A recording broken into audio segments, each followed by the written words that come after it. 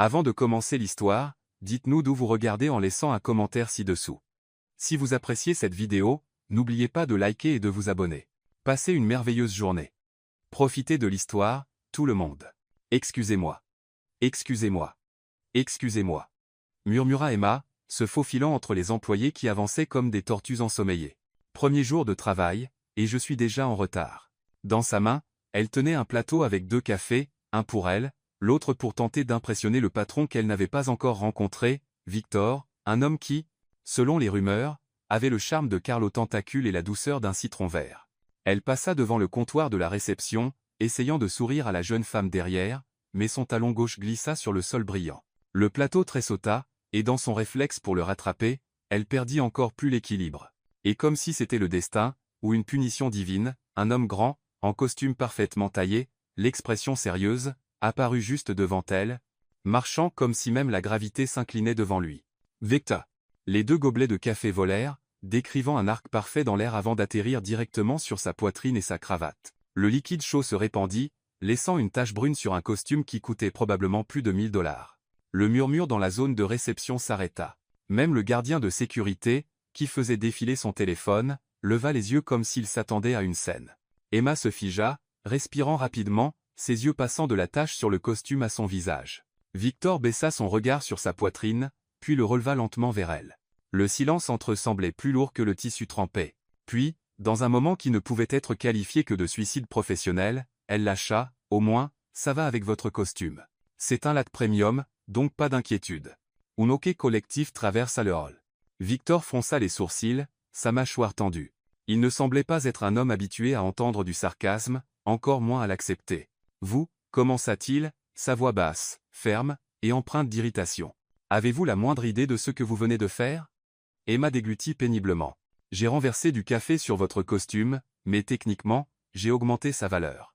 Café premium, vous savez. » Elle força un sourire nerveux.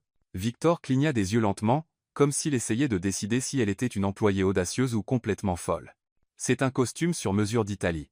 Il coûte plus que votre salaire annuel. » Elle se mordit la lèvre. « Regardez le bon côté des choses. Maintenant, vous sentez bon. » Une onde de choc parcourut les employés. Quelqu'un au fond murmura un « mon Dieu » étouffé. Victor fit un pas en avant, et Emma réalisa qu'il était encore plus intimidant de près.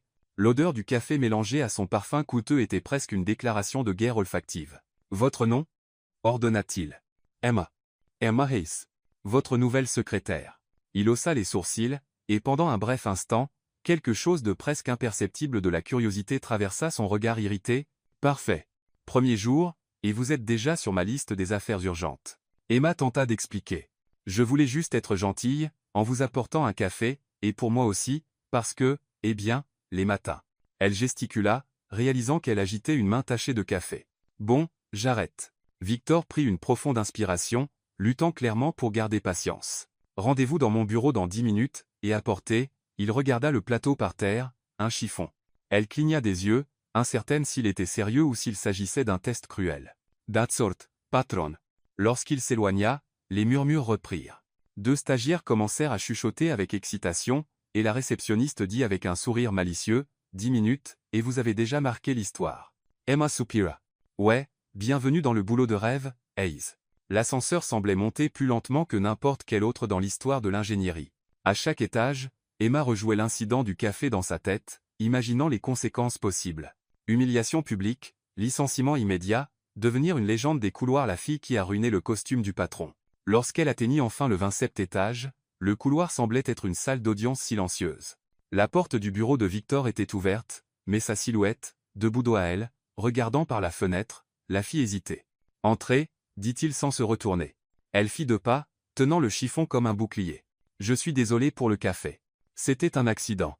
Je voulais vraiment faire bonne impression. » Il se tourna lentamente. La tache sur son costume était toujours là, mais son regard n'était pas seulement de la colère. C'était une évaluation, comme s'il étudiait chaque mot et chaque geste. L'impression, Ace, c'est quelque chose qu'on fait avec du travail, pas avec. Il jeta un coup d'œil à sa poitrine inlate. Elle hocha la tête. Je comprends. Donc, je suppose que je ne devrais pas apporter de données demain. Victor ne répondit pas. Il marcha simplement jusqu'à son bureau, prit un dossier, et le posa devant elle. Travail pour aujourd'hui. Voyons si vous êtes meilleur à taper qu'à servir du café. Emma prit le dossier, gardant le menton levé.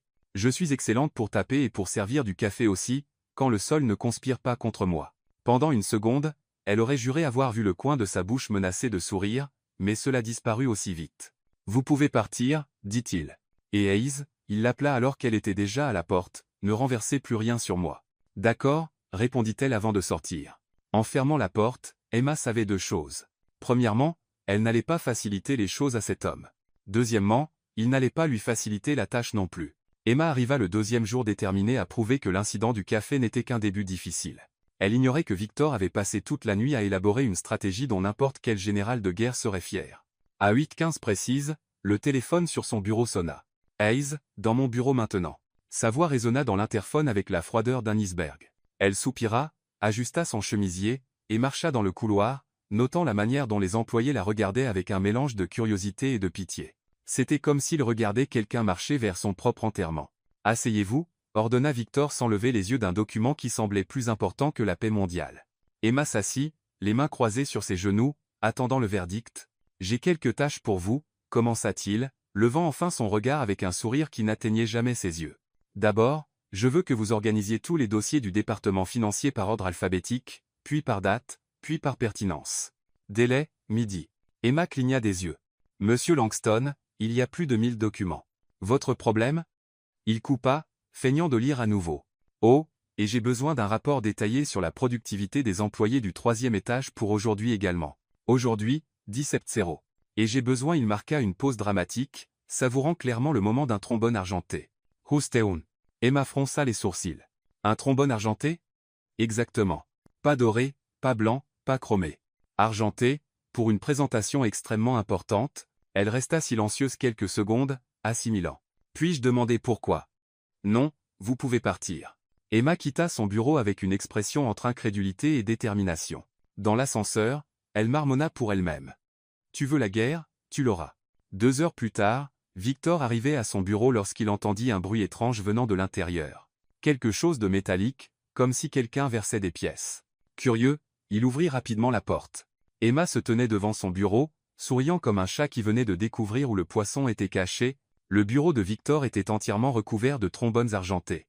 Des milliers, éparpillés comme des confettis brillants. « J'ai apporté tout ce que j'ai pu trouver. Vous pouvez choisir le meilleur, » dit-elle avec désinvolture, comme si elle lui avait apporté une tasse de café. « Pas besoin de me remercier. » Victor se figea dans l'embrasure de la porte, sans voix. Au milieu du bureau, parmi les trombones, il y avait une note manuscrite. « J'espère que l'un d'eux conviendra pour votre présentation extrêmement importante. Hayes, qu'est-ce que c'est ? Le trombone argenté que vous avez demandé ?» répondit-elle, gardant son sourire sarcastique. Quelques employés commencèrent à se rassembler discrètement devant la paroi vitrée, chuchotant avec excitation. Victor regarda le bureau, puis Emma, puis de nouveau le bureau. Quelque chose entre irritation et incrédulité traversa son visage. « Comment avez-vous obtenu autant de trombones argentés ? » »« Je les ai empruntés à quelques bureaux dans l'immeuble. » Tout le monde était plus qu'heureux d'aider quand ils ont entendu que c'était pour Victor Langston. Et le rapport sur la productivité. Emma sortit un dossier de sous son bras et le posa sur le seul coin non encombré du bureau terminé, avec des graphiques colorés et tout. Il s'avère que le 3e étage est 23% plus productif lorsqu'ils ont accès à du bon café et de la musique de fond. Découverte intéressante. Victor feuilleta rapidement le dossier, et, à sa propre surprise, le trouva impeccablement organisé et détaillé, et les dossiers financiers, triés par ordre alphabétique, chronologique et par pertinence. C'était trop facile. Alors j'ai aussi ajouté des catégories par couleur de couverture et par épaisseur de document. On ne sait jamais quand ça peut être utile. Le silence qui suivit fut brisé, seulement par le bruit des trombones glissant du bureau lorsque Victor tenta de s'y appuyer. « Vous avez fait tout ça en une matinée et vous avez encore eu le temps de déjeuner, » dit-elle, consultant sa montre. « Au fait, j'ai apporté des sandwichs pour l'équipe.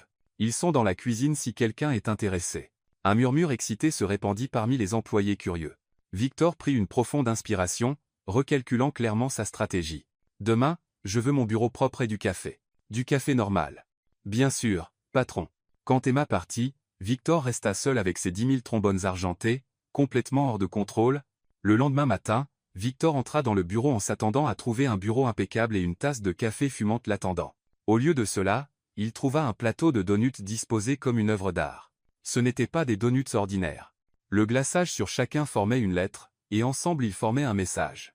Les leaders inspirent, les patrons aigrissent. Victor resta là, fixant le chef-d'œuvre sucré, quand Emma apparut à la porte. « Bonjour. J'ai pensé que vous pourriez utiliser un peu de sucre pour adoucir votre humeur, Langston. Les donuts viennent d'une boulangerie française, gourmet. J'ai pensé qu'ils conviendraient à votre goût raffiné. » Victor prit un donut, notant la perfection du glaçage. « Vous avez décoré ça? J'ai passé 2 heures à la boulangerie à enseigner au boulanger. Il a dit qu'il n'avait jamais fait de donuts avec des messages motivants auparavant. Motivants. C'est une technique de leadership moderne. Des douceurs inspirantes. J'ai lu ça dans un article de la Harvard Business Review. » Victor prit une bouchée, et, même s'il essaya de garder un visage impassible, il dut admettre que c'était délicieux. « Et le café? Oh, j'ai pensé que vous faisiez une détox de caféine, j'ai lu quelque part que les cadres adoptent des habitudes plus saines. » Elle quitta la pièce, laissant Victor agacé, seul avec ses donuts philosophiques et son café décaféiné. En bas, à la réception, les choses étaient inhabituellement animées, les employés étaient rassemblés en petits groupes, chuchotant avec excitation. Liam, le gardien de sécurité, avait installé un tableau de paris où les gens pouvaient deviner le jour exact où Emma serait licenciée. « Je parie sur vendredi, » dit Clara de Litté. « Personne ne peut durer 5 jours en faisant passer Langston pour un idiot. »« Je ne sais pas. » murmura Ethan du marketing. Elle semble s'amuser, et honnêtement, lui aussi, que veux-tu dire? Tu n'as pas remarqué? Hier, il a ri quand elle est sortie avec les trombones. Je l'ai vu à travers la vitre. Victor Langston ne rate pas. Clara secoua la tête. Au mieux, il sourit quand il licencie quelqu'un. Liam, observant depuis son poste, ajouta un autre pari au tableau. L'une dit, Clara de Litté. Mais ce que personne ne remarqua, c'était Victor debout à l'étage, observant la scène à travers les caméras de sécurité. Et ce que absolument personne ne vit, c'était le sourire sincère qu'il cachait derrière sa main en mordant dans son 2e donut du matin. La guerre avait officiellement commencé, et pour la première fois depuis des années, Victor s'amusait au travail. Plus tard, la salle de réunion au 30e étage de Langston Enterprise n'avait jamais semblé aussi tendue. 5 investisseurs majeurs, du genre à décider du sort d'une entreprise pendant le petit déjeuner, étaient assis autour de la table en acajou, tandis que Victor ajustait sa cravate pour la 3e fois en 2 minutes. Son costume était impeccable, comme toujours. Chaque pli était net, chaque bouton poli à la perfection. L'aura je sais tout qu'il avait cultivé au fil des années était fermement en place, comme une armure invisible. « Messieurs, » commença Victor, cliquant sur la télécommande pour lancer la présentation. Les chiffres du dernier trimestre montrent une croissance de 15% dans tous les domaines stratégiques. Edward Thornton, un investisseur aux cheveux gris avec des lunettes à monture dorée, feuilletait des documents avec une expression concentrée. À côté de lui, Sophia Lynn prenait des notes sur une tablette, tandis que les 3 autres hommes étudiaient l'écran avec une attention professionnelle. Impressionnante. Langston, dit Thornton. Ces résultats dépassent nos projections initiales. Victor sourit, le genre de sourire qu'il réservait aux victoires assurées. L'efficacité est notre marque de fabrique. Chaque membre de l'équipe est soigneusement choisi pour maximiser la productivité. À ce moment, la porte s'ouvrit, et Emma entra, portant un plateau de café et affichant une expression d'excuse. « Désolé d'interrompre, » dit-elle, posant des tasses devant chaque investisseur avec la grâce de quelqu'un qui avait répété le geste 1000 fois. Victor l'observa du coin de l'œil, l'irritation montant dans sa gorge. Elle n'était pas censée être là, pas pendant une réunion aussi importante. « Voici notre nouvelle secrétaire, » dit-il d'un ton qui parvenait à être à la fois une présentation et un renvoi. « Elle s'adapte encore à nos normes d'efficacité douteuses. » Emma s'arrêta en plein mouvement en tendant un café à Sophia Lynn. Pendant un instant, le silence dans la pièce fut plus lourd que l'air avant une tempête. « Douteuse » répéta-t-elle avec un sourire bien trop innocent pour être sincère. « Rien de personnel, Hayes, juste une observation sur le processus d'adaptation. » Les investisseurs échangèrent des regards discrets. Thornton haussa un sourcil, clairement intrigué par la dynamique qui se déroulait devant lui. Emma termina de servir les cafés, et au lieu de s'éclipser discrètement comme Victor l'espérait, elle s'approcha de l'écran de présentation. « Puis-je faire une observation sur ces chiffres, Monsieur Langston ?» Victor sentit un frisson dans son estomac. « Hayes, ce n'est pas approprié. C'est juste que, » continua-t-elle, pointant un graphique à l'écran, « ceci indique une croissance de 15%. Mais si nous considérons les données que j'ai reçues du département financier hier, le chiffre correct serait de 12%. » Le silence dans la pièce changea. Ce n'était plus un silence d'attente, c'était de la surprise. Victor regarda l'écran, puis Emma, puis les investisseurs, qui accordaient maintenant toute leur attention à la jeune secrétaire aux efficacités douteuses. « Êtes-vous sûr de cela ?» demanda Sophia Lynn avec une curiosité sincère. Emma sortit un dossier qu'elle avait discrètement posé sur une chaise à proximité. « J'ai les rapports originaux ici. L'erreur se trouve dans la somme des chiffres du 3e trimestre. » Quelqu'un a arrondi quelques décimales qui, additionnés, ont gonflé le résultat final. Elle ouvrit le dossier et, à l'horreur croissante de Victor, commença à présenter une présentation improvisée, complète avec des graphiques colorés et des tableaux soigneusement organisés qui faisaient paraître ses chiffres amateurs. « Voyez, dit-elle, pointant un graphique dessiné à la main, impressionnant de détails. Si nous séparons les résultats par département et ajustons les marges d'erreur, la croissance réelle est de 12,3%. Toujours un excellent résultat, mais plus réaliste. » Thornton se pencha en avant, étudiant les documents qu'Emma avait étalés sur la table. « Ces calculs sont-ils corrects ? » « Je peux garantir qu'ils le sont. J'ai passé 3 heures hier à vérifier chaque chiffre parce que je crois que la transparence inspire plus de confiance que l'exagération. » Victor sentit le sol vaciller sous ses pieds. Non seulement Emma avait corrigé ses chiffres publiquement, mais elle l'avait fait avec une élégance qui rendait la situation encore plus humiliante. « Intéressant, » remarqua Daniel Rivera, un autre investisseur. « Combien d'années d'expérience avez-vous en analyse financière, mademoiselle Hayes ? » Emma Hayes. « Et honnêtement, aucune. Mon diplôme est en communication, mais les chiffres ne mentent pas, peu importe qui les lit. » C'est alors que cela se produisit. Thornton se mit à rire, pas un petit rire poli, mais un rire sincère qui résonna dans la salle de conférence comme un coup de tonnerre. « Mon Dieu, dit-il, essuyant ses yeux avec un mouchoir. Cette fille vaut plus que n'importe quelle action de votre entreprise, Langston. » Les autres investisseurs sourirent, clairement divertis. Sophia Lynn feuilleta les graphiques d'Emma avec une approbation évidente. Victor était partagé entre l'envie de se cacher sous la table et celle de porter un toast à Emma. Son irritation était réelle, mais il y avait autre chose, quelque chose qu'il refusait de reconnaître comme de l'admiration. « Eh bien, dit-il, essayant de reprendre le contrôle de la situation, je m'excuse pour cette interruption imprévue. » Interruption ? Thornton secoua la tête. C'était une clarification. Je préférais des chiffres nets à des fantaisies colorées, n'importe quel jour. Emma commence à rassembler ses documents. Je vais vous laisser continuer votre réunion en paix. Je voulais juste m'assurer que tout le monde avait les bonnes informations. Attendez, dit Sophia Lynn. Vous avez fait ces graphiques vous-même ? Oui, j'ai utilisé Excel de base et un peu de créativité avec les couleurs. Combien de temps cela vous a-t-il pris ? Emma réfléchit un instant. Environ 2 heures hier soir après le travail. Rivera hocha la tête, impressionné. Langston, vous avez être trouvé un diamant brut. Victor regarda Emma se diriger vers la porte, et pendant un instant, leurs yeux se croisèrent. Il y avait du défi dans les siens, mais aussi quelque chose comme une question silencieuse. Pensez-vous toujours que mon efficacité est douteuse ? Merci pour la correction, Hayes, dit-il, sa voix plus rauque qu'il ne l'avait prévu. Toujours à votre service, patron. Quand la porte se referma derrière elle, Thornton se tourna vers Victor avec un sourire malicieux. 15 ans à investir dans des entreprises, et je n'ai jamais vu une secrétaire corriger le PDG en public avec autant de classe. Soit vous la promouvez, soit je l'embauche. Victor força un rire. Elle est encore en période d'essai. À votre place, je la rendrai permanente avant qu'elle ne réalise sa propre valeur. Le reste de la réunion se déroula sans incident, mais Victor pouvait à peine se concentrer, son esprit était occupé à traiter ce qui venait de se passer. Emma ne l'avait pas seulement défié en public. Elle l'avait fait avec compétence, intelligence et une confiance frisant l'audace. Lorsque les investisseurs partirent enfin, Victor resta seul dans la pièce, regardant les graphiques qu'Emma avait oubliés sur la table. Ils n'étaient pas seulement précis, ils étaient brillants. Pour la première fois depuis des années, quelqu'un l'avait complètement déséquilibré, et la partie la plus troublante était qu'il ne savait plus s'il voulait se venger ou découvrir quelles autres surprises Emma avait en réserve.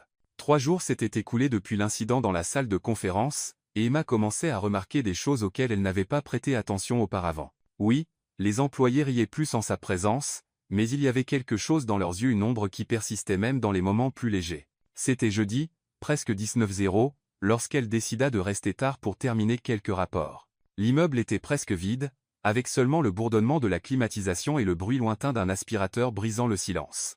Rosa, de l'équipe de ménage, poussait son chariot dans le couloir quand Emma la salua. « Salut, Rosa. Vous travaillez tard ce soir ?» La femme, qui semblait avoir la cinquantaine, sourit, mais Emma remarqua que le sourire n'atteignait pas ses yeux. « Je travaille toujours tard, ma chère. Depuis qu'ils ont réduit notre équipe, chacun de nous doit couvrir 2 étages. » Emma arrêta de taper. « Ils ont réduit l'équipe ?» Rosa jeta un coup d'œil autour d'elle, comme si elle craignait que les murs ne l'écoutent. « Il y a 6 mois. M. Langston a dit que c'était pour optimiser les coûts. Ils ont aussi réduit notre assurance santé. Maintenant, nous n'avons que le minimum. » L'assurance santé ? Avant, c'était bien, ça couvrait les soins dentaires, les lunettes, ce genre de choses. Maintenant, elle haussa les épaules, résignée, on fait avec. Emma sentit une oppression dans sa poitrine. Et les autres employés? Y a-t-il eu des coupes pour eux aussi? Rosa baissa encore plus la voix. Le 3e étage a perdu son allocation repas. L'équipe IT n'a plus de bons de transport, et il n'y a plus de snacks dans la cuisine après 15:00. Pourquoi? Réduction des coûts. C'est ce qu'ils disent. Emma resta silencieuse, assimilant l'information. Pendant que Victor dépensait probablement plus pour un costume que ce que Rosa gagnait en 2 mois, les employés perdaient des avantages de base. Rosa, puis-je vous demander quelque chose? Pourquoi ne vous plaignez-vous pas tous? La femme rit, mais il n'y avait aucune joie dans le son. Se plaindre à qui, ma chère? Langston n'est pas vraiment connu pour accepter les suggestions, et les emplois ne sont pas faciles à trouver en ce moment, on fait avec. Cette nuit-là, Emma rentra chez elle avec un nœud dans l'estomac. Elle avait pensé que Victor était juste un patron arrogant et difficile. Mais découvrir qu'il supprimait des avantages à des gens qui avaient à peine de quoi vivre tout, en se pavanant dans des costumes italiens changeait tout. Le lendemain matin, Emma arriva au travail 2 heures plus tôt. Elle avait une mission. À 8:00, lorsque les premiers employés commencèrent à arriver, ils trouvèrent une scène inhabituelle dans la cuisine du bureau. Emma était là, portant un tablier improvisé fait de serviettes en papier, distribuant des pâtisseries fraîches et du vrai café. Pas le liquide brunâtre que la machine produisait habituellement. « Bonjour, Clara », salua-t-elle la femme de l'IT, lui offrant une pâtisserie encore chaude. « Petit déjeuner spécial aujourd'hui. » Clara prit la pâtisserie, l'air méfiant. « Qu'est-ce que c'est ?»« Opération sourire », dit Emma avec un clin d'œil. « Aujourd'hui, tout le monde mange bien. » Chaque pâtisserie était accompagnée d'une note. Clara ouvrit la sienne et la lut à haute voix, « Restez fort. Aujourd'hui, vous n'avez pas à prétendre l'aimer. » Elle éclata de rire. « Emma, tu es folle. » En quelques minutes, la cuisine était pleine d'employés, tous riant de leurs notes. Ethan du marketing rit si fort à la lecture de la sienne qu'il faillit s'étouffer avec son café. « Souvenez-vous, il est peu, être votre patron, mais c'est vous qui faites vraiment tourner cette entreprise, » lut-il à voix haute. « Où as-tu trouvé ces pâtisseries? J'ai mes contacts, » répondit Emma mystérieusement. En vérité, elle s'était levée à 5:00 du matin pour aller à la boulangerie de son quartier et convaincre le propriétaire de prendre une commande spéciale. Nathan de la comptabilité tenait sa note comme un trésor. Aujourd'hui est un bon jour pour demander une augmentation, ou du moins pour ajouter du sucre supplémentaire à votre café. Il secoua la tête, impressionné. Tu as vraiment fait ça pour tout le monde. Vous le méritez, dit simplement Emma. Vous travaillez dur, et faites fonctionner cet endroit. C'est le moins que je puisse faire. Rosa apparut dans l'encadrement de la porte de la cuisine, encore en uniforme de ménage, et Emma lui offrit immédiatement 2 pâtisseries, une pour vous et une pour Luce, dit-elle, faisant référence à la collègue de Rosa. Quand Rosa lut sa note, ses yeux se remplirent de larmes. Merci de garder notre lieu de travail propre et accueillant. Vous êtes vu et apprécié. Emma, murmura Rosa. Et, pas de larmes dans la cuisine, dit Emma, serrant rapidement la femme dans ses bras. Règle de la maison. Le brouhaha dans la cuisine grandit. Des employés d'autres étages commencèrent à arriver, attirés par l'odeur de la vraie nourriture et le son des rires. C'est alors que Victor apparut. Il s'arrêta à l'entrée de la cuisine, observant la scène avec une expression mêlant confusion et suspicion, des conversations animées, des sourires sincères, des employés qui d'habitude se saluaient à peine, partageant des tables et des blagues.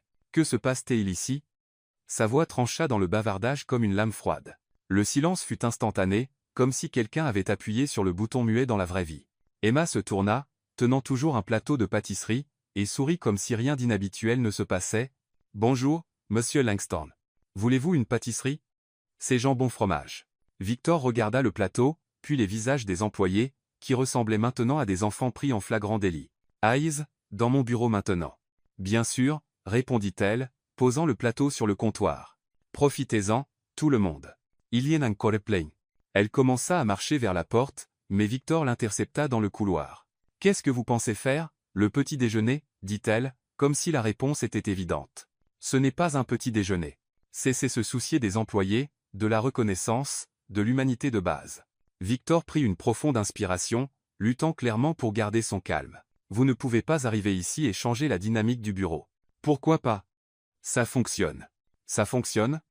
répéta-t-il, incrédule. « Vous avez transformé la cuisine en cirque. »« J'ai transformé la cuisine en un endroit où les gens se sentent valorisés, » corrigea-t-elle. « Peut-être que c'est pourquoi vous ne le reconnaissez pas. » Victor ouvrit la bouche pour répondre, mais Emma s'éloignait déjà. « Désolé, » lança-t-elle par-dessus son épaule. « Je dois sauver un stagiaire d'une agrafeuse. »« Quoi ? » Evan de la finance. Il essaie d'agrafer un rapport depuis 20 minutes, mais l'agrafeuse est coincée, et il est trop timide pour demander de l'aide. Si je n'interviens pas bientôt, il va faire une crise de nerfs. Et sur ce, elle disparut dans le couloir, laissant Victor planté là, essayant de comprendre ce qui venait de se passer. Il jeta un coup d'œil dans la cuisine, où les employés avaient repris leur conversation, bien que sur un ton légèrement plus bas. L'odeur des pâtisseries flottait encore dans l'air, mélangée à quelque chose qu'il ne pouvait pas tout à fait identifier au début. Après quelques secondes, il réalisa ce que c'était, un bonheur sincère. Victor retourna dans son bureau, mais il passa toute la matinée à regarder par la fenêtre vers l'étage inférieur, observant des employés qui semblaient différents, plus légers, plus humains, et au fond de son esprit, une question persistante ne cessait de marteler. Quand avait-il vraiment prêté attention aux gens qui faisaient tourner son entreprise pour la dernière fois? La réponse le dérangeait plus qu'il ne voulait l'admettre. Le lundi suivant, après ce que les employés avaient commencé à appeler la rébellion des pâtisseries, Victor entra dans le bureau avec une détermination frisant l'obsession. Emma avait franchi une ligne, et il devait reprendre le contrôle avant qu'elle ne transforme son entreprise en une sorte de camp d'été corporatif. A dit Géraud, il l'appela dans son bureau. Emma entra avec son aisance habituelle, portant une tasse de café et un bloc-notes, comme s'il s'agissait d'une réunion de routine. « Asseyez-vous » dit Victor, pointant la chaise en face de son bureau. Elle s'assit, croisa les jambes, et attendit, son expression d'une curiosité innocente, qu'il commençait à profondément méfier. Victor ouvrit un tiroir et sortit un dossier, le posant sur le bureau avec plus de force que nécessaire. « Je veux parler de ce document. » Emma se pencha pour mieux voir. C'était un rapport financier détaillé sur les coupes de bénéfices des 6 derniers mois. Exactement le type d'information que vous avez utilisé pour votre opération Sourire. Et alors? C'est confidentiel. Comment l'avez-vous obtenu? Emma se renversa dans sa chaise, un petit sourire jouant au coin de sa bouche. Définissez confidentiel. Des informations réservées à la direction générale, répondit Victor, son ton assez froid pour refroidir son café. Oh, je vois. Donc, quand Rosa me dit qu'elle a perdu son assurance santé, ou quand Ethan mentionne qu'il n'a plus d'allocation de transport, c'est une information de direction générale. La mâchoire de Victor se crispa. Ce que les employés font dans leur vie personnelle ne vous regarde pas. Leur vie personnelle? Répéta Emma, sa voix montant d'un cran. Monsieur Langston, vous avez supprimé des avantages de base à des gens qui peuvent à peine payer leur loyer. Ce n'est pas une vie personnelle. C'est de la survie. Ce sont des décisions administratives nécessaires pour garder l'entreprise compétitive. Compétitive? Elle ouvrit son bloc-notes et vérifia quelques notes. L'entreprise a réalisé un bénéfice de 23 millions. Le dernier trimestre.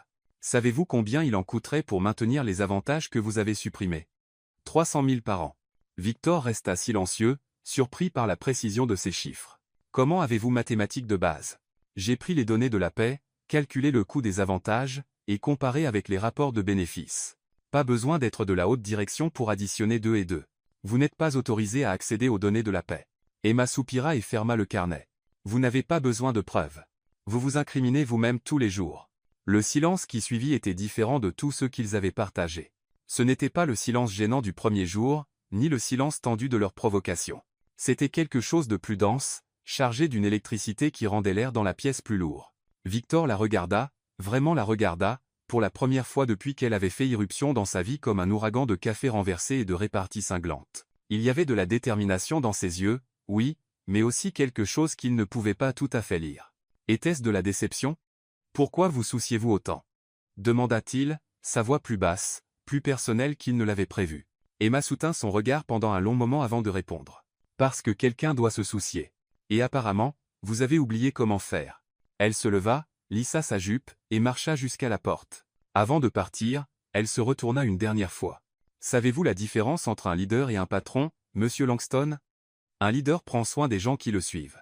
Un patron ne fait que compter l'argent qu'il rapporte. Sur ce, elle sortit, laissant Victor seul avec ses pensées et une étrange sensation dans la poitrine qu'il refusait de nommer. Cette nuit-là, Victor resta au bureau bien après son heure habituelle.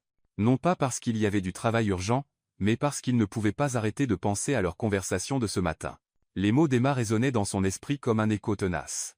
Il essaya de se convaincre qu'elle avait tort, que ses décisions étaient purement professionnelles et nécessaires, mais chaque fois qu'il pensait au visage des employés pendant l'opération Sourire, sincèrement heureux pour la première fois depuis des mois, quelque chose en lui se tordait inconfortablement. Le lendemain matin, Emma arriva au travail et trouva une enveloppe blanche sur son bureau.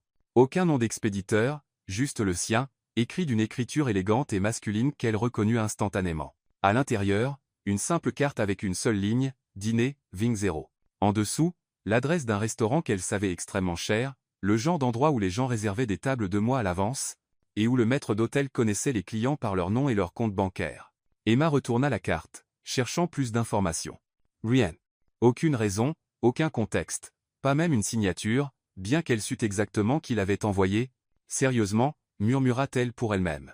Toute la matinée, elle essaya de se concentrer sur le travail, mais son esprit revenait sans cesse à l'invitation. Était-ce une tentative d'intimidation, un piège professionnel, ou autre chose entièrement? Olivia de la comptabilité passa près de son bureau à l'heure du déjeuner. « Ça va? Tu as l'air distraite. »« Je réfléchis juste à une décision compliquée, » répondit Emma. « Liée au travail ?» Emma jeta un coup d'œil à l'enveloppe qu'elle avait rangée dans son tiroir. « Honnêtement, je n'en ai aucune idée. » Cet après-midi-là, elle tenta de lire les intentions de Victor en observant son comportement. Il passa devant son bureau 3 fois en 2 heures, chaque fois avec une excuse concernant des documents ou des rapports, mais il ne mentionna jamais le dîner. En fait, il évitait à peine le contact visuel. À 6:00, Evan, le stagiaire timide de la finance, se présenta avec une pile de papier. « Emma, peux-tu m'aider avec ces agrafes encore? Je sais que c'est idiot, mais, bien sûr, Evan, dit-elle, reconnaissante pour la distraction. En dégageant la graffeuse, elle remarqua Victor debout dans l'encadrement de la porte de la salle des archives, observant. Quand leurs yeux se croisèrent, il détourna rapidement le regard, feignant un intérêt profond pour une plante qui était là depuis 3 ans. À 17h30, avec la plupart des employés partis, Emma était encore à son bureau, fixant l'enveloppe.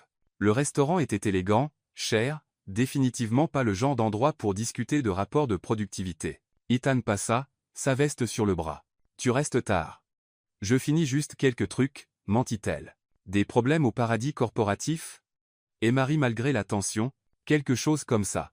Quand Ethan partit, elle était seule à l'étage, avec seulement le bourdonnement lointain des ascenseurs et le ronronnement de la climatisation. Victor était encore dans son bureau. Elle pouvait voir la lumière allumée à travers la porte vitrée. À 18h15, il sortit enfin, passa devant son bureau, et s'arrêta. « Bonne nuit, Hayes. »« Bonne night, Monsieur Langston. » Il hésita un instant, comme s'il allait dire autre chose, mais se contenta de hocher la tête et se dirigea vers l'ascenseur. Emma attendit que le bruit de l'ascenseur disparaisse complètement avant d'ouvrir le tiroir et de reprendre l'enveloppe. Elle la tourna dans ses mains, sentant le poids du papier coûteux et la texture lisse de la carte. 19h45. Elle pouvait encore arriver au restaurant si elle le voulait. La question était, le voulait-elle? D'un côté, cela pouvait être un piège, Victor essayant d'avoir quelque chose contre elle, ou pire, essayant de l'humilier en public. D'un autre côté, il y avait eu quelque chose dans la manière dont il avait hésité avant de partir. Quelque chose dans la qualité du silence entre eux la veille qui suggérait des motifs bien plus compliqués. À 19h50, Emma se tenait devant le miroir des toilettes pour femmes, retouchant son rouge à lèvres et se demandant si elle prenait la décision la plus intelligente ou la plus stupide de sa vie. La seule façon de le savoir était d'y aller. Emma arriva au Bernardin à 25, délibérément 5 minutes en retard. Elle avait appris que se présenter trop tôt dans des situations incertaines pouvait être perçu comme de l'anxiété ou, pire, trop d'intérêt. Le restaurant était exactement comme elle s'y attendait. Lumière tamisée, table drapée de lin blanc, serveurs se déplaçant comme des danseurs silencieux, et un menu qui coûtait probablement plus que son loyer mensuel. Le genre d'endroit où les gens riches amenaient d'autres gens riches pour impressionner des gens encore plus riches. « J'ai une réservation », dit-elle au maître d'hôtel, un homme d'âge moyen avec un sourire professionnel parfaitement rodé. « Non? Mohishita. » Victor ne lui avait donné aucun détail sur la réservation. Langston, tenta-t-elle. « Ah, oui. Table pour 6. M. » Langston est déjà arrivé avec les autres invités. 6 personnes. Emma sentit son estomac se nouer. Elle s'était préparée à un dîner tendu entre 2 adversaires corporatifs, pas à une réunion d'affaires déguisée. Le maître d'hôtel la conduisit à travers la salle principale jusqu'à une table ronde près des fenêtres, offrant une vue spectaculaire sur la ville scintillante. Victor était là, impeccable dans un costume bleu marine, discutant avec animation avec 4 personnes qu'Emma ne reconnaissait pas. 2 hommes d'âge moyen, une femme élégante, et un jeune homme qui semblait avoir leur âge. Quand Victor la vit approcher, son visage s'illumina d'un sourire qu'elle n'avait jamais vu auparavant. Ce n'était pas le sourire sarcastique qu'il réservait à ses provocations, ni celui poli qu'il utilisait dans les réunions. C'était sincère, chaleureux, presque charmant. Emma, il se leva, tendant la main comme si elle était l'invitée d'honneur. « Je suis tellement content que vous ayez pu venir. Tout le monde, voici Emma S., notre directrice du développement stratégique. » Directrice du développement stratégique. Emma garda une expression neutre en saluant les inconnus, mais nota mentalement de discuter avec Victor de cette promotion soudaine et fictive. Jonathan Lin, Lin Industries, dit le premier homme, serrant sa main fermement. Laura Bennett, consultante financière, se présenta la femme élégante. Samuel Lin, le fils de Jonathan, dit le jeune homme avec un sourire amical. Et je suis Carlos Rivera de Rivera et Associés, ajouta le deuxième homme. Emma prit le siège que Victor avait tiré pour elle, essayant toujours de comprendre la dynamique de la soirée. D'après ce qu'elle pouvait saisir de la conversation, ils étaient tous des clients importants ou des partenaires commerciaux potentiels. Emma a joué un rôle déterminant dans la restructuration de nos processus internes, continua Victor, versant du vin d'une bouteille qui coûtait probablement plus que son salaire hebdomadaire. Ces idées innovantes ont augmenté notre efficacité de plus de 20%. Elle faillit s'étouffer avec son vin.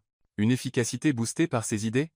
Le même homme qui avait passé une semaine à essayer de la faire démissionner créait maintenant toute une biographie professionnelle pour elle.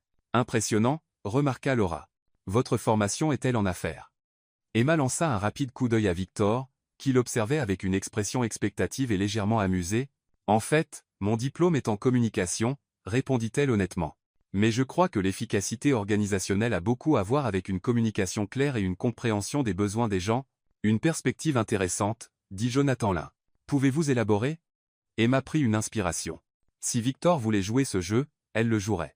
Eh bien, j'ai constaté que la plupart des problèmes de productivité dans les entreprises ne viennent pas de systèmes défectueux ou d'un manque de ressources, mais d'une mauvaise communication entre la direction et le personnel. Quand les gens se sentent écoutés et valorisés, ils travaillent naturellement mieux. Et comment avez-vous mis cela en œuvre chez Langston Enterprise? Demanda Carlos, clairement intéressé. Emma lança un regard à Victor, qui semblait maintenant sincèrement curieux d'entendre sa réponse. Nous avons commencé par de petites étapes, des petits déjeuners communautaires, une reconnaissance du travail individuel, une transparence dans la prise de décision. Elle prit une gorgée de vin. Et, bien sûr, une révision des politiques qui nuisaient au moral de l'équipe. Victor faillit s'étouffer avec son vin. Des politiques? Jonathan se pencha, intéressé. Des suppressions inutiles d'avantages de base, par exemple.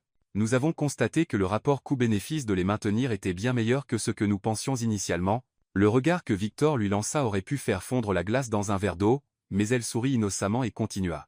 En fait, c'est M. Langston lui-même qui a insisté pour la révision. Il a dit qu'il préférait avoir des employés motivés qu'un peu plus d'argent en banque. Très sage, approuva Laura. Les employés démotivés coûtent beaucoup plus à long terme. Exactement ce que nous pensions, dit Emma, levant son verre vers Victor avec un sourire angélique. Le reste du dîner se passa étonnamment bien. Emma découvrit qu'elle était douée pour parler de stratégie commerciale lorsqu'elle pouvait être honnête sur ses opinions, et les clients semblaient sincèrement impressionnés par ses idées. Victor, de son côté, était dans ce qu'elle ne pouvait décrire que comme un mode prince charmant poli, attentif, charmant, et parfois même drôle. Entre le plat principal et le dessert, Samuel Lin remarqua, vous deux formez une sacrée équipe. C'est rare de voir ce genre de chimie entre un PDG et une directrice du développement. Emma il litrira. De la chimie? Ils avaient passé les 2 dernières semaines dans une guerre psychologique corporative. Le secret, dit Victor avec un regard malicieux, c'est de trouver quelqu'un qui n'a pas peur de vous contredire. Et qui n'est pas facilement impressionné par des costumes coûteux, ajouta Emma, faisant rire autour de la table. C'est alors que le téléphone de Victor sonna. Il regarda l'écran, et son expression changea complètement. Excusez-moi, dit-il, se levant. C'est urgent. Je dois prendre cet appel. Il s'éloigna de la table, parlant à voix basse. Emma pouvait voir à son langage corporel que quelque chose de sérieux se passait. 5 minutes plus tard, Victor revint avec une expression tendue. Tout le monde, je suis désolé, mais je dois partir. Urgence à l'usine de Chicago. Il attrapa sa veste sur la chaise. Emma, pouvez-vous? Bien sûr, dit-elle, bien qu'elle ne soit pas sûre de ce à quoi elle s'engageait. Soupa. Merci à tous pour la soirée. Jonathan, nous parlerons lundi du contrat. Et sur ce, Victor partit précipitamment, laissant Emma à la table avec 4 clients importants et une addition qui coûterait probablement plus que sa première voiture. Le silence qui suivit fut brisé par Carlos. Eh bien, c'était abrupt. Classique, murmura Emma, plus pour elle-même qu'à la table. Laura Ritt. Des problèmes avec le patron? Disons simplement que notre relation de travail est compliquée. Le serveur apparut discrètement à la table. L'addition, madame? Emma soupira intérieurement. Bien sûr, Victor lui avait laissé l'addition probablement une partie d'un test élaboré ou une revanche pour la conversation sur les avantages des employés. Un instant, dit-elle, fouillant dans son sac. Heureusement, elle avait emprunté la carte d'entreprise de Victor sur son bureau la semaine précédente, prétendant en avoir besoin pour un achat de fournitures de bureau, juste au cas où, bien sûr. Voici, dit-elle, tendant la carte au serveur avec un sourire. Jonathan Ling sembla impressionné. Langston Enterprise a de la chance de vous avoir tous les deux. Emma sourit, imaginant déjà la réaction de Victor lorsqu'il verrait le relevé de la carte d'entreprise. Aïe, dit-elle. Je dirais que nous sommes une équipe inoubliable. Le lendemain matin, Victor arriva au bureau à 7h30, plus tôt que d'habitude. L'urgence à Chicago avait été résolue dans la nuit, un problème avec le système de refroidissement qui, heureusement, n'avait pas causé de dégâts majeurs. Mais ce qui le dérangeait vraiment n'était pas l'usine. C'était la charge de $1200 qui était apparue sur le relevé de la carte d'entreprise. $1200 pour un dîner. Emma Hayes avait réussi à dépenser $1200 en une seule nuit, et à sortir en héroïne. Il ouvrit la porte de son bureau, répétant déjà une conversation très directe sur les limites professionnelles et l'abus de la carte de crédit de l'entreprise. Quand il se figea, son bureau était couvert de post-it jaunes. Des dizaines, collés méticuleusement sur chaque surface disponible. Victor s'approcha lentement, comme si les petites notes pouvaient exploser. « Appelez maman », lisait le premier. « Pratiquez un sourire non effrayant », disait un autre, collé au centre de l'écran. « Achetez des fleurs pour quelqu'un. N'importe qui fera l'affaire. Dire merci au moins une fois aujourd'hui. Se souvenir que les employés sont des personnes, pas des robots. Considérer que tout le monde ne se réveille pas de mauvaise humeur par défaut. » Victor fit le tour de la table, lisant chaque note avec un mélange d'incrédulité et de quelque chose qu'il refusait d'admettre comme de l'amusement.